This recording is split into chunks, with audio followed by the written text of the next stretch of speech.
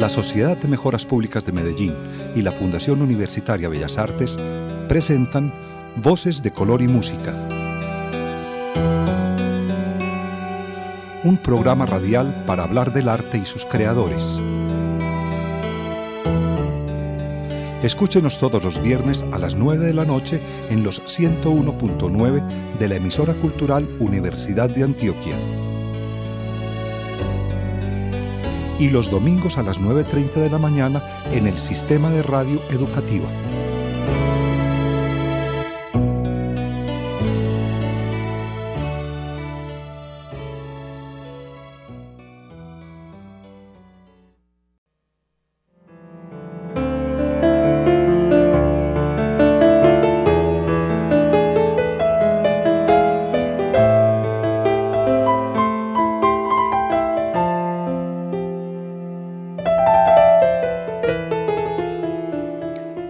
Bienvenidos a Voces de Color y Música, el programa radial de la Fundación Universitaria Bellas Artes y la Sociedad de Mejoras Públicas de Medellín. Nos acompaña en la grabación Alexis Ramírez, en la realización Carlos Vélez. Tenemos hoy como invitada a Diana Bustamante Parra. Ella es arquitecta de la Universidad Nacional con una maestría en arquitectura de esta universidad, la Universidad Nacional. Diana Bustamante Parra realizó una investigación para su trabajo, digamos, como docente en la institución universitaria Colegio Mayor sobre Nel Rodríguez, una investigación denominada Nel Rodríguez, arquitectura moderna, la arquitectura de Nel Rodríguez y su aporte a la consolidación de la arquitectura moderna en Medellín.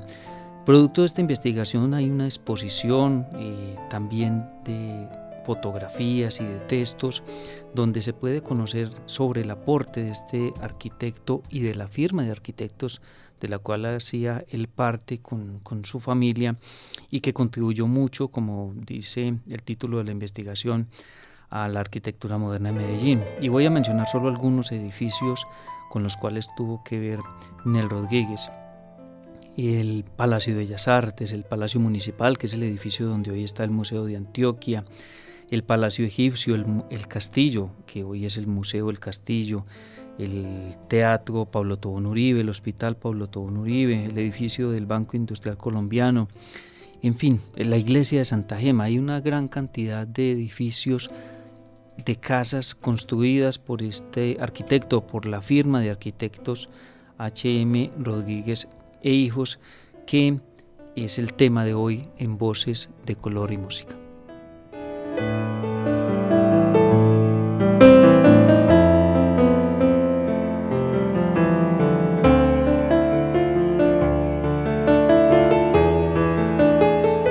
Diana Bustamante Parra, muchas gracias por estar con nosotros en Voces de Color y Música. Bueno, gracias Carlos, yo soy contenta de poder tener un espacio más para hablar de la arquitectura, no solamente de Nel, sino de la arquitectura moderna de nuestra ciudad que tiene bastante potencial y es bueno reconocerla, abrirle estos espacios. Ese es un tema que apasiona a Diana Bustamante. Ella se ha inclinado mucho por la investigación desde sus estudios de arquitectura y de maestría en arquitectura también.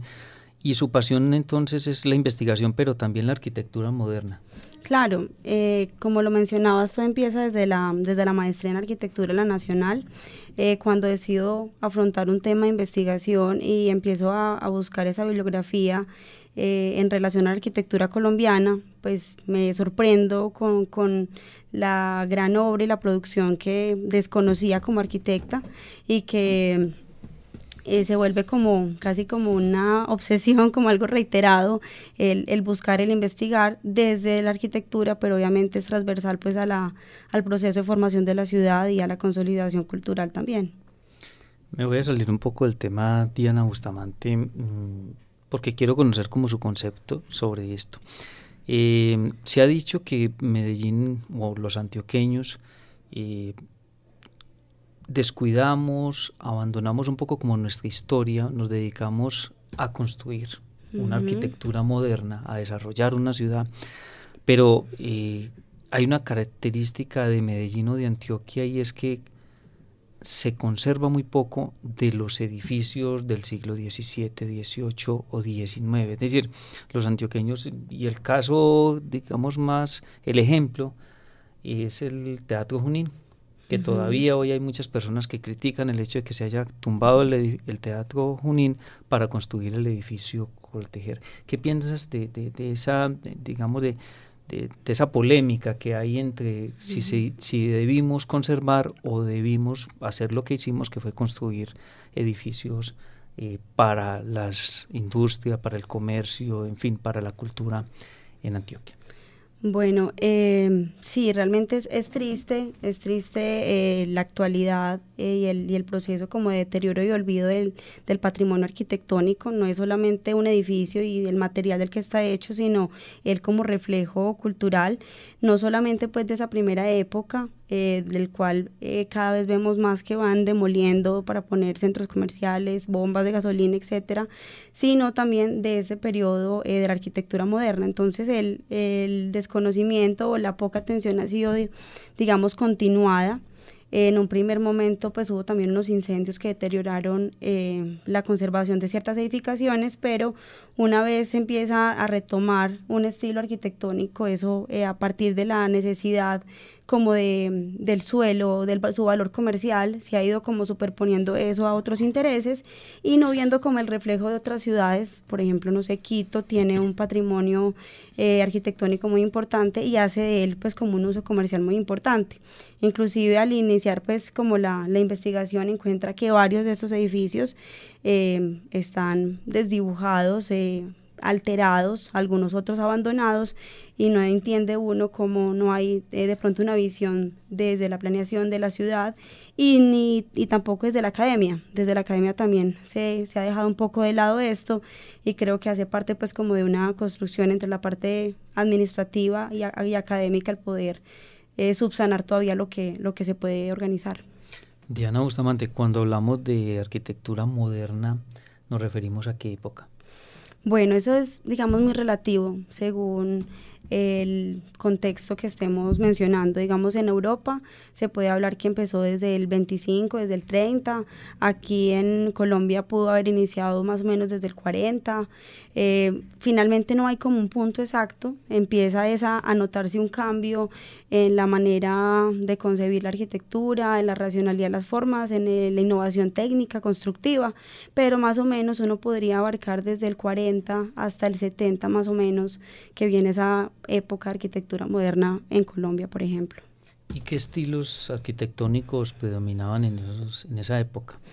Bueno, pues en la época anterior a la... Sí, digamos en el siglo XX entonces. Sí, es una arquitectura más, digamos, republicana, una arquitectura ornamentada, una arquitectura que trataba de traer unos estilos de columnas acanaladas, de molduras, ¿cierto? Mucho más introvertida, más, digamos, compacta, mucho más pesada, que la apuesta de la arquitectura moderna, precisamente con sus innovaciones técnicas, es cada vez abrirse más, generar unas composiciones, digamos, más allá del ornamento, de las formas del edificio como tal. Entonces ese podría ser como uno de los factores diferenciadores de ese antes y después.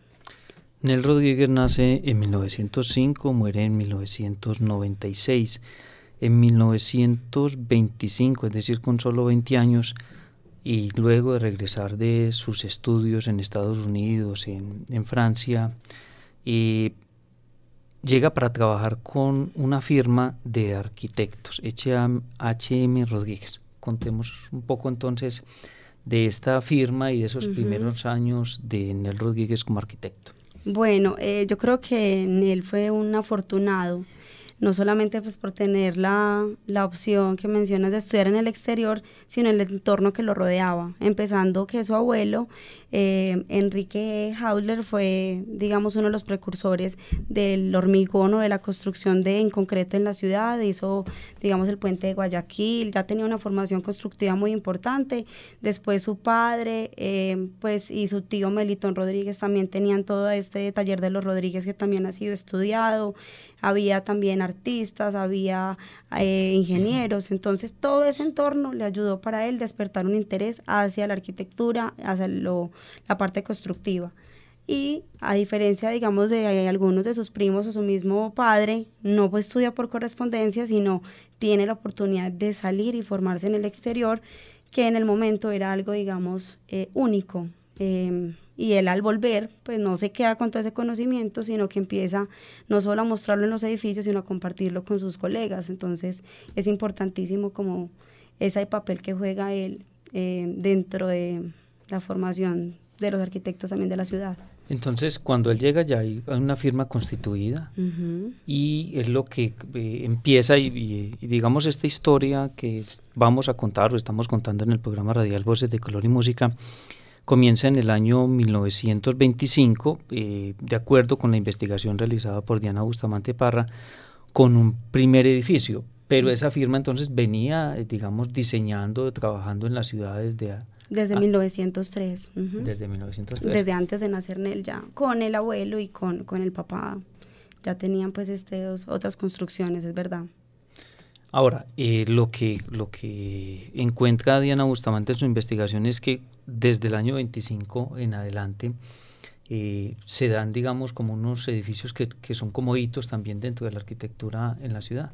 Claro, cuando se decide hacer una selección de los edificios para la investigación, es simplemente lo que se trata, más allá de uno referirse a un solo uso, solo comercial o solo residencial, cuáles son los edificios que primero pues están en pie, la mayoría de ellos, segundo que han sido o que son escenario de la vida, digamos, ciudadana, ¿cierto? Puede haber edificios muy importantes aislados en medio pues de un bosque o algo así, pero la idea también era que fueran edificios que fueran protagonistas en la ciudad. Entonces por eso esa primera selección, una vez empieza o se reintegra en él a la oficina en 1925, es el punto pues como de partida para la investigación. El primer edificio entonces del que vamos a hablar es un edificio que hoy se puede ver desde afuera, más no visitar, porque es un edificio que está en estos momentos, digamos, como abandonado. Ese edificio lo ocupó en su momento la RCA Víctor y una farmacia que tenía por el título, o el nombre era Bedut. Sí, la droguería de la familia Bedut. De la familia Bedut. Ese edificio entonces es de 1925. Sí, correcto.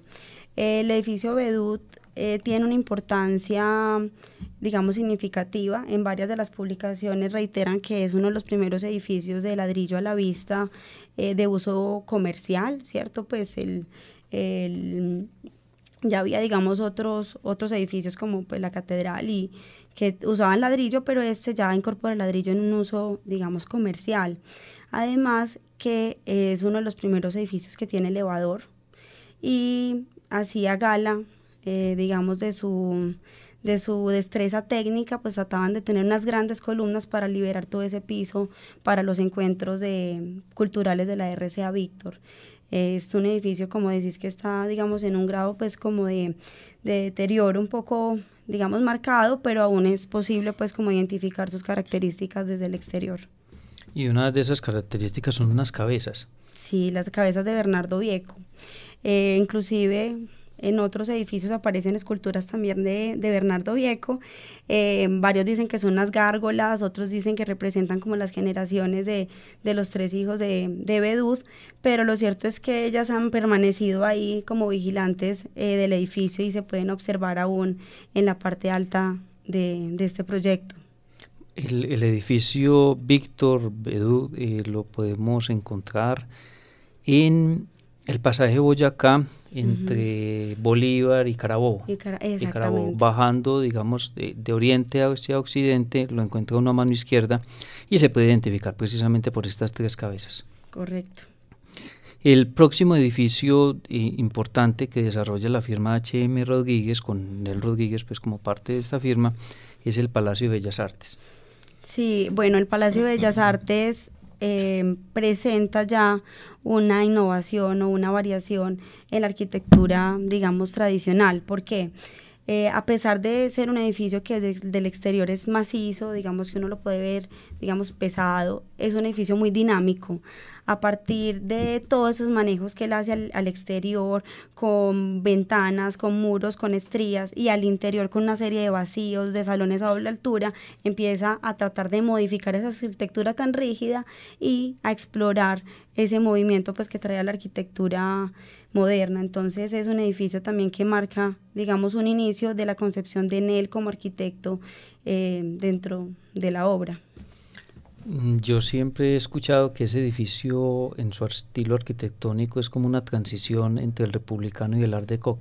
Correcto, a pesar de no tener completamente la simplicidad de otros proyectos que vienen más adelante, uno no ve en el edificio de Bellas Artes un excesivo de decoración, ni flores, ni molduras, simplemente hay una combinación entre muros lisos, estriados, entre grietas, la cúpula, pero las formas empiezan a simplificarse mucho más que en otros edificios, digamos, de la época donde, como explicaba anteriormente, se hacía gala del ornamento en las fachadas. Este Palacio de Bellas Artes pues, es hoy un patrimonio arquitectónico y cultural de Medellín, además de un monumento nacional y muy significativo pues por ser la sede de la Sociedad de Mejoras Públicas, que de hecho fue quien le encargó el edificio a Anel Rodríguez y a su firma de arquitectos, y del Instituto de Bellas Artes, donde el arquitecto lo que hace entonces es dejar unos espacios como de oficinas, otros espacios para salones de clase y un papel bien importante por su espacio también el que ocupa la sala de conciertos, que después se empezó a llamar Sala Beethoven. Igual hay algo como para resaltar muy muy importante, es de los edificios que aún mantiene su uso, ¿cierto? Que fue diseñado para una escuela de Bellas Artes y aún se destina para ello. Varios de los otros proyectos han sido alterados porque han modificado su uso, mientras este ha, digamos, validado más el diseño a partir de mantener el uso en el tiempo. Otro detalle de pronto de este edificio es como su altura, que tengo entendido para la época también pues era bastante grande en el contexto de las construcciones que existían en la zona. Estamos hablando de la avenida La Playa, que por esa época pues tenía todavía la quebrada Santa Elena, estaba destapada, no como está hoy, y sobre la carrera Córdoba pues había un puente muy pequeño. Es correcto. Digamos que esa altura hace parte de algo que empiezan a promover ellos también con el siguiente edificio, que es el Palacio Municipal, que es una nueva monumentalidad. Anteriormente los edificios eclesiásticos eran los monumentales, a los cuales se erigía como ese poder o ese respeto desde la ciudad, y entonces cómo empezar que un edificio que no es ni una alcaldía ni una iglesia presente una monumentalidad como hecho arquitectónico, y creo que eso es lo que se hace tanto con la altura como con la forma de este edificio. Y también me da curiosidad un poco con el tema de la acústica de la sala de conciertos. Conocían, pues hasta el momento Nel Rodríguez no había hecho, por lo que hemos visto hasta el momento, pues un espacio para la interpretación musical. ¿Tenían conocimientos ellos sobre la acústica también? Bueno, pues como tal dentro de los estudios de Enel no hay algo que lo precise, sin embargo Horacio Marino, su padre, ya había participado, digamos, en otros proyectos como el Circo Teatro de España, el Hotel Magdalena, un banco alemán. O sea, ellos ya tenían experiencia, digamos, con ciertos espacios comerciales y culturales que podrían darles pues como cierta experticia sobre el cómo abordarlo. Bueno, en 1927 hay otro gran edificio que hoy es un referente muy importante en Medellín, que es el Palacio Municipal. Mencionaba hoy sede del Museo de Antioquia, pero que en su momento era la Alcaldía de Medellín. Bueno, sí, como mencionaba ahora, esa idea de la monumentalidad.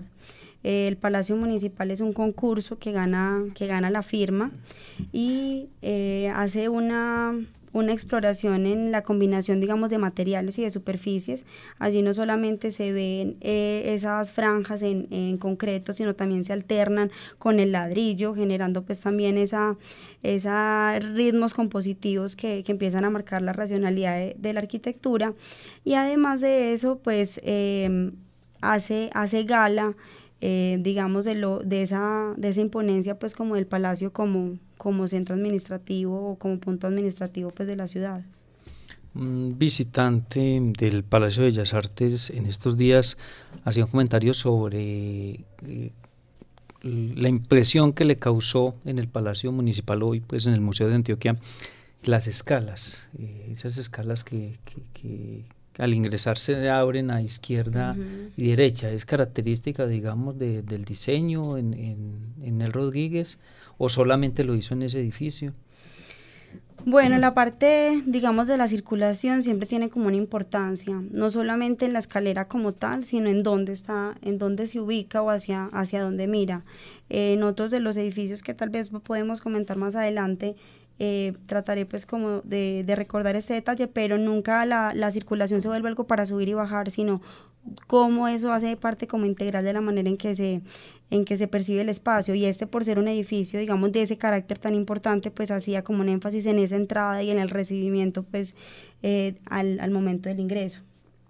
Y en un edificio como estos que iba a ser destinado para la alcaldía de Medellín, pues es un edificio con muchas oficinas, con muchos corredores, espacios de circulación, pero también los detalles como de los patios, de las esculturas, de la fuente, y también yo no sé si lo de los murales de Pedronel Gómez ya se pensaron desde esa época o fue posterior. Los murales fueron posterior pues como al momento inicial del concurso.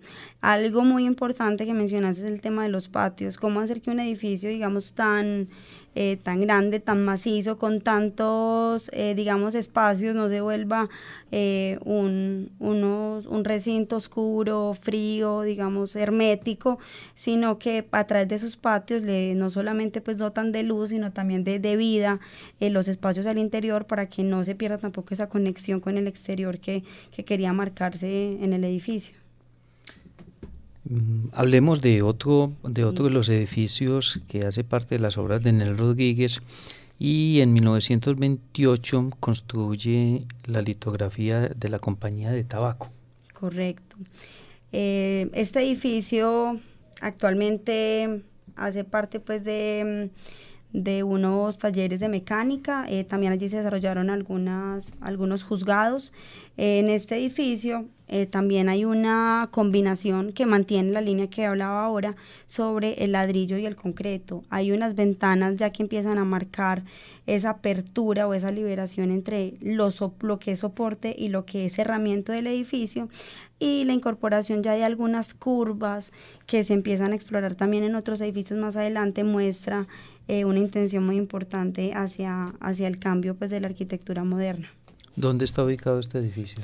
Bueno, este edificio está ubicado en la carrera 50 con la 41. La 50 es Palacé y es más o menos unas 3 cuadras antes de llegar a San Juan, en toda una esquina. Aún mantiene, digamos, gran parte de su estructura física al exterior y es conocido tradicionalmente como el edificio de los juzgados. Aunque ya hoy no hay juzgados allá. Bueno, y antes de terminar, diría yo, esta primera parte del programa radial, Voces de Color y Música, hay un edificio también muy representativo que digamos cambia como de lo que veníamos hablando, esa forma de arquitectónica, y es el castillo, que hoy lo conocemos como Museo del Castillo. Museo del Castillo. Bueno, particularmente también me sorprendí cuando encontré que el Museo del Castillo hacía parte del repertorio arquitectónico pues de esta firma, y más aún pues que en él hacía parte de de este proyecto, pero pues ya cuando uno trata de investigar o de profundizar sobre eso, se da cuenta que hace parte de un encargo muy particular que le hacen. Es realmente esa otra parte de la arquitectura donde llega un cliente con una idea muy específica y te dice, quiero hacer esto, me ayudas, o busco otra persona, y ellos obviamente también estaban interesados en asumir ese reto. Entonces es un encargo muy puntual, traen los planos también directamente del exterior, y ellos lo que hacen es un ajuste y el diseño también de la parte de los jardines según esa forma como de castillo medieval. Sí, el Museo del Castillo, pues que es, digamos, un edificio como extraño dentro de la misma arquitectura de Medellín, y otro que vamos en el próximo programa radial a hablar de él, que es el Palacio Egipcio, que son dos casos de obras hechas por encargo, donde quien encarga la obra pues específicamente le dice al arquitecto, bueno, yo quiero que sea de esa manera. Pero en el caso del Museo del Castillo, supongo yo, pues para la época en que se construye en 1930, allí en el poblado, en la loma de los Balsos, alejado, para la época debió haber sido muy lejos de la avenida del Poblado como tal, debió haber sido muy extraño para la misma arquitectura de la zona el que se construyera un castillo medieval en Medellín. Claro, era también pues uno de los objetivos, creo yo, también como del cliente, ¿cierto? Diferenciarse, marcar un punto dentro de su círculo social y mostrar, digamos, ese bagaje cultural y de viajes que no tenía cualquier otra persona en Medellín. Yo he viajado y mi casa es diferente porque conozco otras culturas. Entonces creo que hacía parte también como de una marca como de poder y diferenciadora dentro de la sociedad.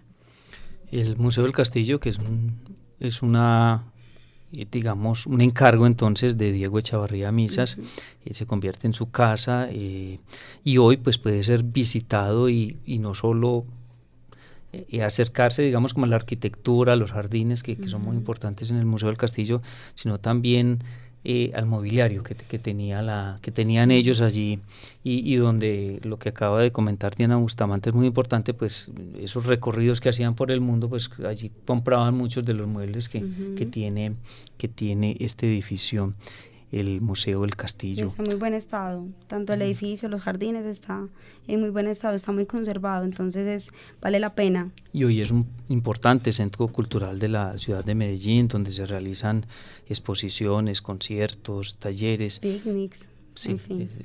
Es un sitio que vale la pena visitar.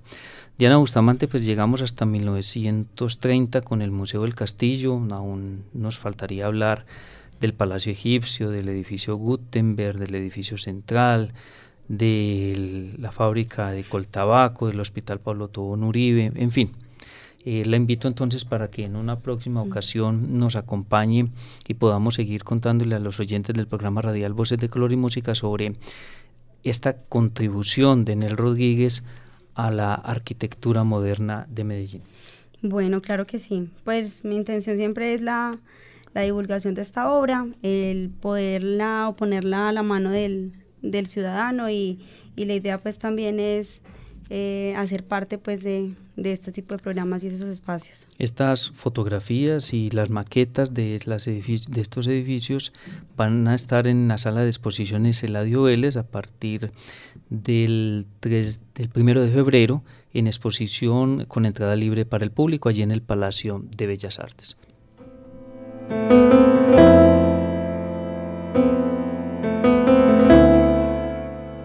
Agradecemos a Alexis Ramírez, quien estuvo con nosotros en la grabación del programa radial Voces de Color y Música.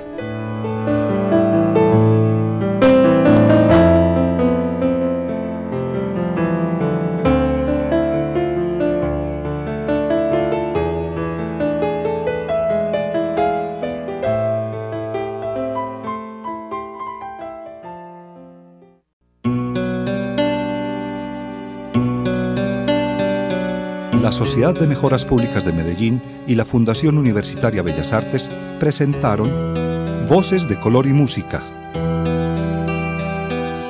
un programa radial para hablar del arte y sus creadores. Escúchenos todos los viernes a las 9 de la noche en los 101.9 de la emisora cultural Universidad de Antioquia. Y los domingos a las 9:30 de la mañana en el Sistema de Radio Educativa.